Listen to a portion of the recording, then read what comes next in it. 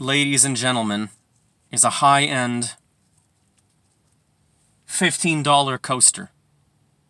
$15 for a single coaster. It's made out of nice metal, aluminium probably. Has little cork friction or whatever slide stoppers, a magnet on the back to stick it on your refrigerator. It's made by Mulberry Studios. This is my review of it. Nice, hyper absorbent sticker with the logo of the greatest lie in my life.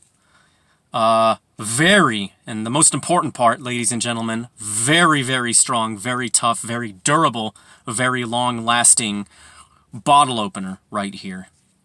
Because we all know we drink imported immensely. Why am I reviewing this? It's because I'm trying to... This right here is the greatest advice I can give to anyone about to graduate from college. Don't buy a class ring. Save that money for a down payment on a house or a new car that you're going to be living out of after you graduate. Don't buy a ring. Don't pay for your diploma. Don't hang it up because you don't want to have, hubris hanging on your wall. When you're working at Kroger or Piggly Wiggly after you've graduated.